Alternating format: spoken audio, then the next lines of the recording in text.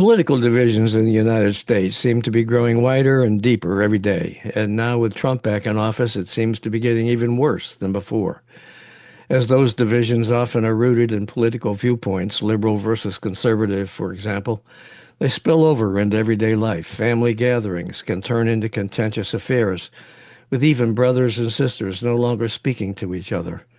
The same goes with friends. What's behind all of this? Is it simply that Democrats are getting more liberal and Republicans more conservative? Is the love-hate relationship with Trump making it worse? What is it?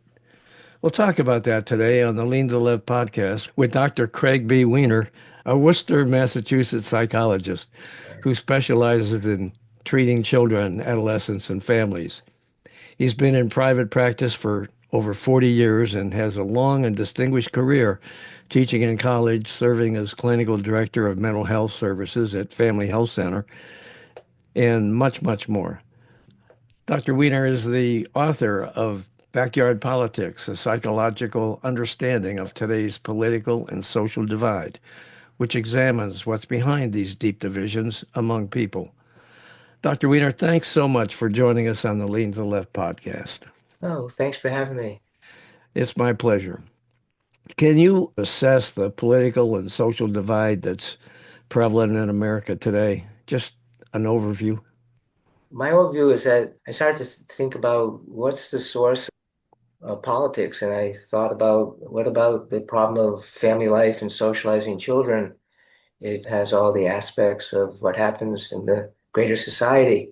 So you've got the problem of protecting the child, which makes sure that the child can survive. Then you have the problem of promoting the child so that the child learns some self-reliance and skills that would help not only the child flourish, but then add to society from their own achievements. So there's quite a problem of mixing them in different proportions depending on the circumstances, because certainly when the child is born, there's a requirement to simply protect, and we require really nothing of achievement. And that's only later on as we start to see the child gains resources to gain some autonomy and skills.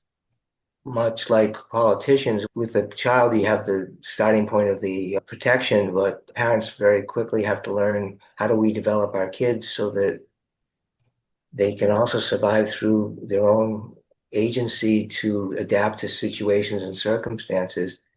So in terms of society, it would be the problem of how does a government protect the country or the constituents, and yet also arrange things so that there's enough possibility for each individual to take care of their lives and protect their own lives and promote their own achievements. So there's a very difficult problem because we facilitate for each other and we also harm each other depending on how we relate to each other.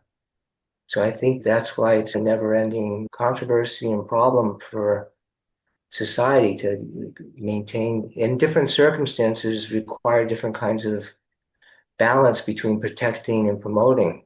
Okay. Now, in backyard politics, you cite three main areas in which our political debate is the most heated. What are they?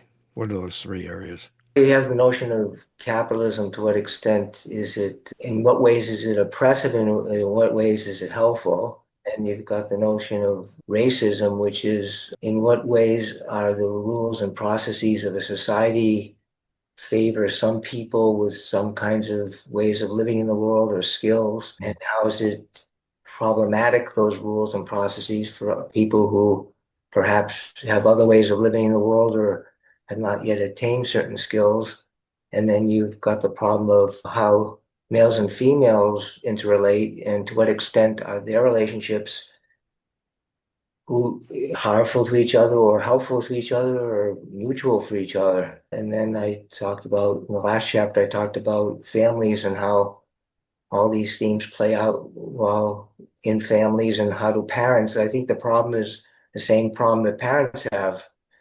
How do you raise your kids so that they flourish and at the same time are not just kind to each other, kind to others, but also know how to take care of themselves so that they're not really easy prey for others either, and or dependent on others, so that their well-being depends on the agency and skills of other people, because your child will survive better if they also have skill development along with kindness. Now, you address two political perspectives and show how each viewpoint addresses issues like poverty, racism, sexism, and child rearing. Can you explain what those two political perspectives are and how they affect what we're talking about? Yeah, so I abandoned the construct of right and left and conservative and I'm not sure liberal's been used in different ways now and when it was what classical liberalism may have been. But I talked about one view, which is I call the protector group, which focuses on rescuing. And there are situations of urgency. And of course, we talked about very young children require more protection. But there are also situations in society where the people in general require protection. And what happens in those situations is people band together in terms of their feelings of being harmed by situations that are beyond their agency or possibility of overcoming. And by coalescing together, and it's almost like the movie Braveheart, where the tribes all got together against the oppressive overseers, and they almost have to have a third party protector that can help guide these people to overcome their obstacles. So it becomes a reliance on more centralized power. The requirement to protect, you know, how in COVID people yielded to authority much readily, or during world wars, people band together to fight off because the individual loses agency and power in situations where they seem to require extra protection. And then I called the other contingency the promoter group, which focuses on this is where you get the notion of conservatism, because there's a view that the rules and processes that are in place are not as oppressive as the other group feels they are. They are more likely to want to retain the rules and processes and standards and help people learn the skills to approximate what we see as criteria for merit. Now, they're willing to change over time, but it has to do with slow, steady change that alters the rules and processes in ways they think make improvements, but they don't want to abandon the notion of merit. So you're striving to reach certain standards, whereas the other group is saying the standards are oppressive and harmful, and we've got to really focus on just getting rid of them because we can't do anything until we get rid of them. And I think what's happening in society is you've got this, if you listen to the different arguments of the protectors and the promoters, you've got the one group who's really talking about the harms that are being thrust upon them, and the other group is saying there isn't that harm. It's important for us to develop your skills. What's important for you we want to keep the merit, but we want to find ways to scaffold people so that they can approximate the merit. The danger of the protective group is that you get more agency through being a victim, and the other group, if you get more struggles with the people because it's like bringing up a kid. If you don't put their coat on right away, the kid struggles. They can't get their coat on. You don't have the time to get the coat on. So it takes time to learn the coat. The kid struggles. And why can't you just be a good parent and get the coat on for the kid and they won't struggle? So you've got a long-term problem with the promoters because it's more of a struggle to try to meet the standards. And the other group ameliorates the problem much more quickly because you Mhm. give them a relief, an instant relief. Now, what is if females have more sensitivity to protecting because they feel vulnerable in the world, and also they have maybe a development over many centuries of raising children, so they learn that the notion of help contains more rescuing than that males may do. So it's not surprising you get females going in one direction and males going in the other direction. And the problem is, if there's a real crisis, I think there's a more agreement between males and females. But if you think about what's going on today, one party's losing the male side of how to live in the world, and the other group is losing the female side of living world, at least in terms of many groups. Okay. I so that's my short answer to your question.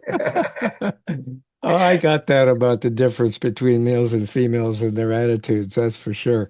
Okay. Now, as I read chapter one, The Divergence, it seems that the promoters, they really would be the conservative Republicans because they think people are lazy and dependent.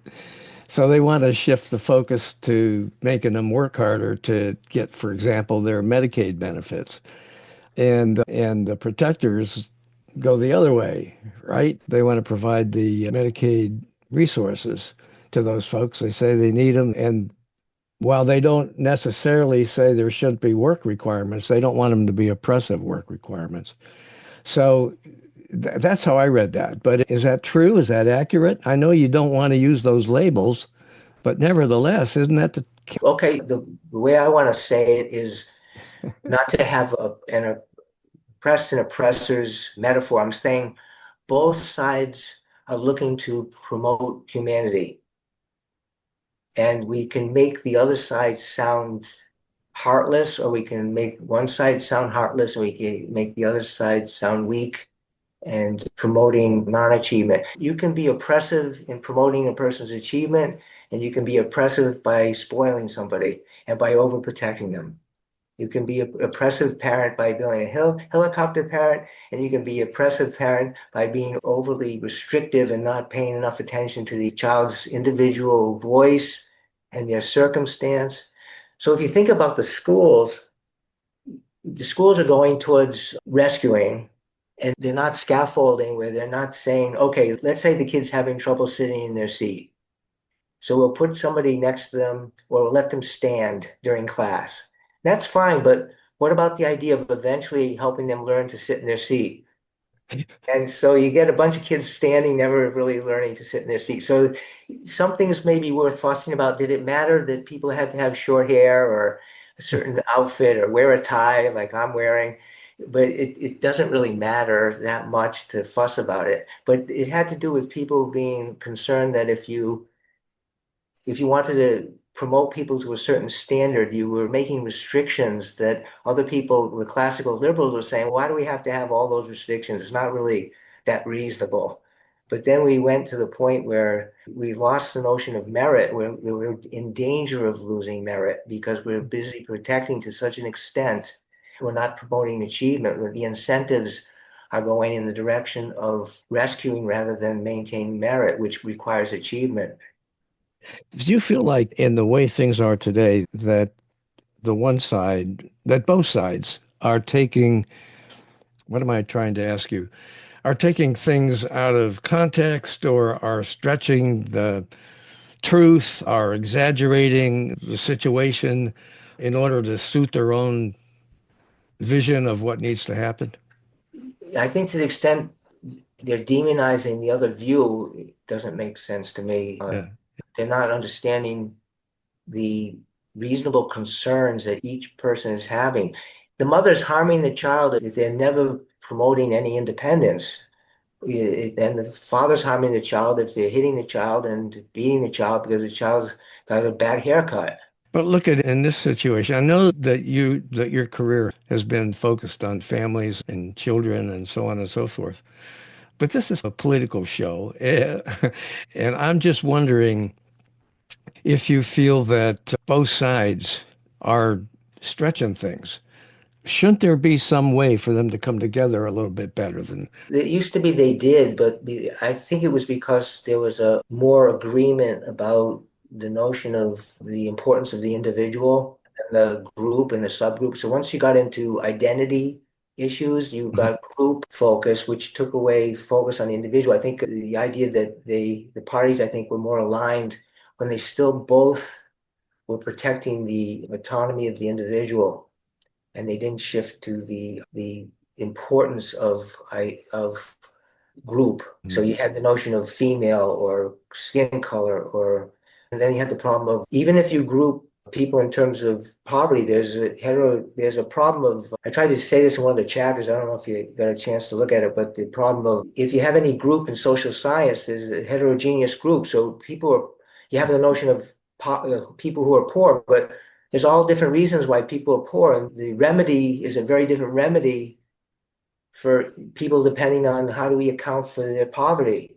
So it's not just one thing. So you don't want to just say people are poor because somebody did it to them, rather Mm. than so many times people have all of the reasons how they ended up poor. The solution to those individual differences is the intervention. So once you move in politics towards a group, you're having solutions that work for some and work against others and harm or help. And until you want to get individual, and it's very difficult to run a society where you look at everybody's individual circumstance. So the bigger you get, the harder it is to adjust to the individual. Yeah. Okay. I get that. Now, back in the first Trump term of office, we had alternative facts. Each side quotes and seeks data and supports its assertions while offering different interpretations of the facts. Yes, Yeah, how's that playing out, do you think? I think it's a problem for social science and all the other sciences. The facts often can be interpreted in different ways. That's one of the problems. And one side highlights wrongdoing of the other side and mistakes, and the other side does the same thing. So all people hear is what people are doing wrong, and then they start to demonize each other because you're hearing only what they're up to that's going to be harmful. So Yeah, do you think that kind of behind the whole reason why we have so much division today? yeah, because and then people tend to go with people who have the beliefs they have, so they get reinforced to keep believing what they believe because it's hard to change because Yeah. we learn to cope by certain belief systems, and that's why I wrote this book. It goes back to this is the chapter on families. It goes back to what did they see? They see their father oppressing their mother, and they had the notion that somehow authority was going to be harmful. Did they see, were they given overly controlled? Were they given so much dependency on their parents that they now look for the government to substitute for what their parents were doing for them? So they have a dependency on did they get reinforced to cry and have somebody rescue them when they were crying? Who helped them ask questions about what could they do about their circumstances versus let me solve it for you? So it becomes a whole way of living in the world. So they learn to see something happening as, oh, that person's being heartless versus why are they doing those things? Like what is Trump helping to stop Harvard University, or is he harming something? And he's harming and helping. It's every other intervention. There's trade-offs. You're doing harm when you're helping. When you're doing harm to a kid, when you don't immediately give in to them. How can what he's doing with Harvard University, how can that be helpful on any level? For Well, crying out loud, the guy's kid was turned down from Harvard. Malaya Obama was accepted. That pissed Trump off no end. And now look what he's doing to Harvard. And that's hurting a lot of people, that's right? right. So everything you're saying is exactly accurate, right? Yeah, I think so. Okay. Yeah, yeah. Okay, so then if it's okay on the show to just say, let's take another set of motives for him. Of Okay. course it's okay to say that. Yeah. Okay, so let's say you have a different set of motives, and I don't know what motives are what, but let's say somebody wants to look at the situation in a different way. All right. Yeah. He's saying, first of all, there's rules about protecting people, whether you're a private institution or not. And they have grounds to believe that Harvard was not adequately protecting Jewish students. And they have grounds to believe that. Okay. Okay. That's one point. Oh, it's okay, but you also made one point. Yeah, So then, okay. Yeah. okay, so then they're saying that we're also giving public funds to an institution that's doing high degrees of censorship and to which isn't some of it's not consistent with what we take to be as education, Mm. or that they're not vetting people properly when they let them into the country that people could do damage to the country because we all want to have some degree of protection to the people we let into the country. So they have all kinds of concerns, or that giving public funds to a place that can run themselves rather than take money that we could use towards helping other people. Because every decision we make helps somebody, it harms somebody else, could harm somebody else. It's the trade-offs. So let's assume that there's a whole that if we listen to one group of people talk, we say, oh yeah, look what they're doing, it's so all these harms. And then the other group says, yeah, but look what they're doing all these harms. And then how do you make the trade-offs of the pros and cons of each particular viewpoint? And therefore, we have all these divisions, and they just keep getting worse and worse and worse. That's right, because okay, yeah, and it happens with kids too. Is Yeah. you're taking away my cell phone and I can't talk to my friends. Yeah, but you're on social media and you're learning all sorts of difficult things and you're getting more anxious because you think you're missing out on things. Or you're playing your video game all day, you don't even know how to relate to anybody in person. Or Yeah. you all you're learning is you're not even participating in the family. Hmm. You're on your video game. Yeah. Or you're learning to rage at the video game and you're learning to overreact to difficulties. Right. But your video game gets you in touch with your friends, Mm. and you don't have any chance of being with your friends if you don't play. Yeah, so what's the answer? But we don't, people aren't learning anything, but the balance of, yeah, you're saying one thing, but who else is being harmed when you help this person? And to not learning to follow a line of thinking about secondary consequences, even though the primary consequence, look at the, like you notice in the beginning of the book, I talked about the example of the person drowning. You Yeah. have, and all you have is the notion of protecting them and rescuing. Oh, great. You don't have any secondary consequences. Right. But then you have a whole nother set of circumstances where there's a real problem about do you let the kid struggle to reach the cup or do you move the cup towards the kid? Let the kid start to pick up the toys or you start to help the kid or do pick up the toys for him. And it's even though it sounds like I'm a psychologist talking about minuscule things, it's the same issue in the greater society. It's all the same kind of thing, which is looking at the primary consequence and all the secondary things that occur. What happens to medical care if you do one thing versus another? What happens to scientific and technological advances if you block student visas and you don't allow people from other countries who are brilliant to come in and have their training at Harvard University or any other university? Yeah, so Uh, that's fine. If you make that case, you say if you vet people and they want to do brilliant things and it could add to this country, or we all think it's reasonable because it'll promote some other thing, it's fine. Then you have to deal with that's a place that's taken by somebody that could promote wonderful things in America. So you have to trade off doing good for the world versus good for America. Then you have to deal with is Harvard scientifically promoting wonderful things anymore?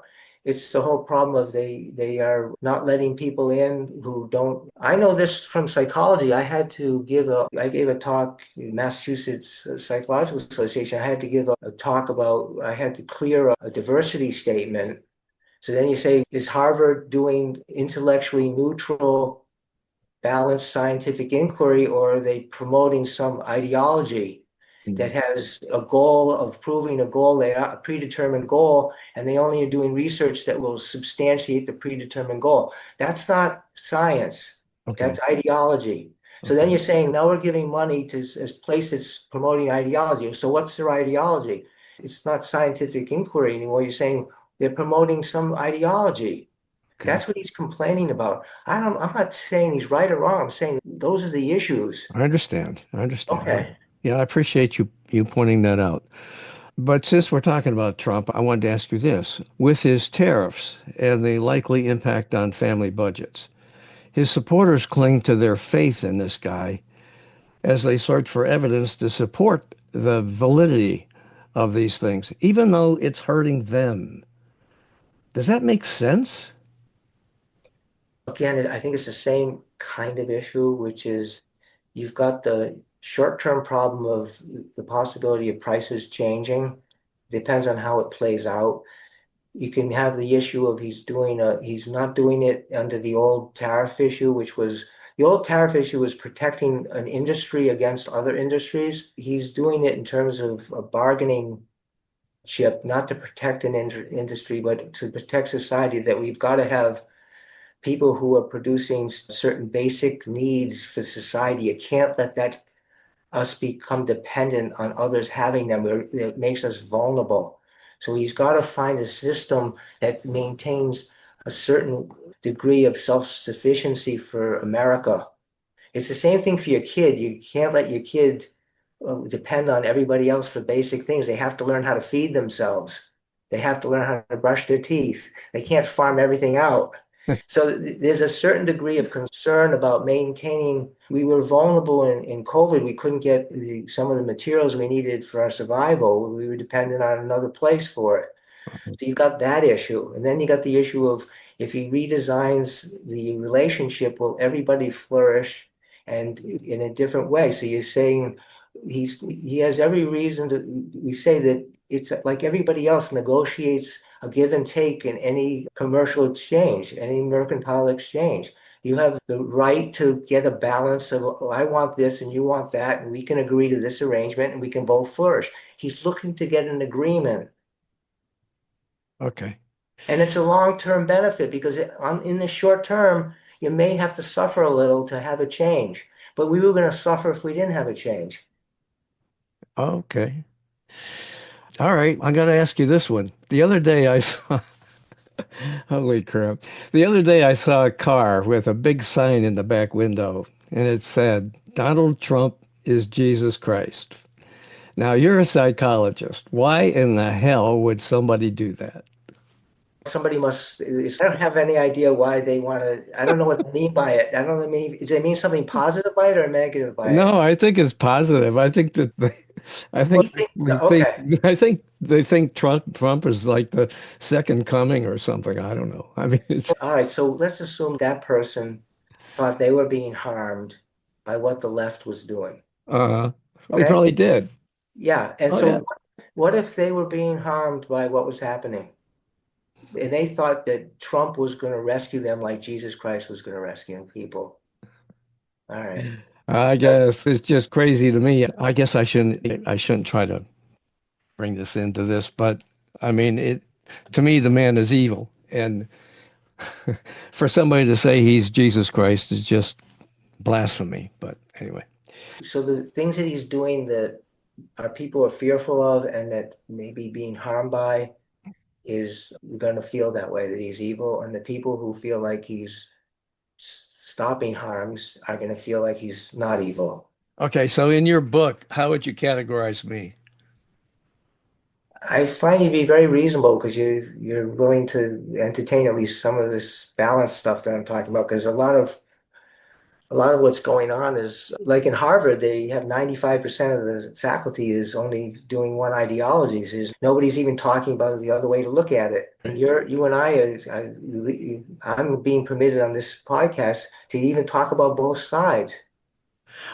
My feeling is that even though that I'm on the left side, there's no doubt about that.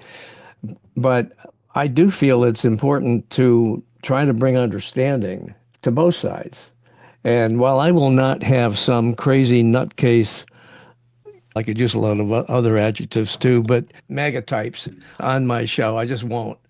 But someone who is willing to talk reasonably about why things are happening the way they are happening and whether they are good or bad or in between, I'm all for that. I had a guest not long ago, a prominent Florida Republican, very influential Florida Republican, who came on and had a lot of critical things to say about Trump, but he had a lot of critical things to say about Democrats too.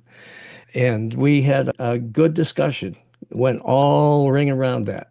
And so, yeah, I'm all for that. Yeah, I think that's great. And I'm trying to make sense of the dynamics of the thing rather than defend or attack anybody. I think that there's a trying to have people understand in science, you're supposed to study the problem so you can accept a Right. negative result. I happen to think your book is brilliant, and I loved the format of it. And I thought that your discussion about the protectors and what's the other group? The protectors and the And the promoters. promoters. I really like that, although I could see the Republicans and the Democrats right there. I know you don't want to call them that, but that's what it seemed like to me. Yeah, I was trying to get away from pejoratives. Yeah. You remember the first paragraph, it's a hermeneutics of trust, which is both sides think they're doing something to forward humanity. I don't think anybody's out to, at least it's what, that's a different way to look at it. Right. It is. You have a kinder view of what's going on politically today from the Trumpster than I do. There's no doubt about that. And that's all fine. Now, are there other key points that you would like to make I here? I think I'm not sure you got to the family thing, but I tried to do in the last chapter show how parents can facilitate a balance between the promoters and protectors and combine the two views, Okay. raise children to have self-reliance, autonomy, and skill development, and at the same time have the notion of family and modulating behavior in terms of how it can help the family group. And I think that captures a lot of what the Democrats want to do, which is you're saying that let's be kind, let's have the notion of facilitating group. And that comes with the notion of family life. Group, if your first group in life is family, and the kid learns to help with the dishes and help with the chores and help with taking care of each other and understanding each other's perspective. And a parent can facilitate those outcomes in child rearing. And then when they grow up, now you've got political views that go with the notion of let's advance people and also let's advance helping people. Right. It comes down to the definition of what it means to help. If what we mean by helping somebody is the drowning metaphor, and that it has to do with the person's passive reliance on the external aid, that's one group of helping, and the other is helping isn't just sitting there and letting a person struggle to come to something without any notion of assistance. But if you blend the two, then you have the notion of helping means meet the person where they're at and then help them learn to progress.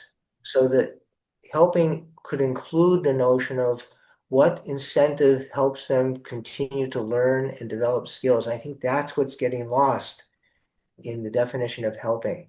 Okay. All right. Okay. And I think that's a good way to, Close it up. yeah, Okay. that's, All right. I really do appreciate you coming on and having this discussion with me. I've enjoyed it immensely. And so people can find your book where? Amazon has it all Yeah. over, Okay. Barnes and Noble, so all the usual suspects. Okay. I will tell you that in the description for this podcast, I will have a link directly to Amazon that you guys who are watching and listening can just click on that link and check out his book.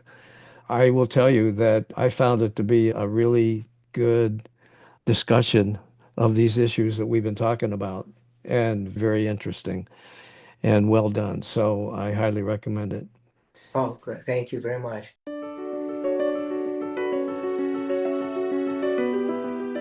Hey guys, I'm Bob Gatty, founder and host of Lean to the Left. I'm excited to share our new book, Hijack Nation, Donald Trump's Attack on America's Greatness, co-authored with political analyst and professor C.J. Waldron. In Hijack Nation, we delve into the unfolding story of America's political landscape through a series of essays from leantotheleft.net. We explore how Donald Trump's presidency has transformed American politics, challenging our values and institutions. Through rigorous analysis and passionate storytelling, we shed light on the implications for our democracy. I'm CJ Waldron, and alongside Bob, we dissect the events that have led us to this pivotal moment in history. Each essay captures the urgency of our times and encourages readers to engage critically with the issues at hand. Hijack Nation isn't just a book, it's a call to action. It invites you to reflect on what it means to be American in a divided political landscape. Together we can reclaim our nation's greatness. So please join us in this important conversation. Whether you're a seasoned political junkie, just starting to explore the issues, our essays offer valuable insights and thought-provoking discussions. So get your copy of Hijack Nation today. Visit leantotheleft.net and click on the Books tab to learn more and to order. Together we can navigate the challenges ahead. Thanks so much for your support.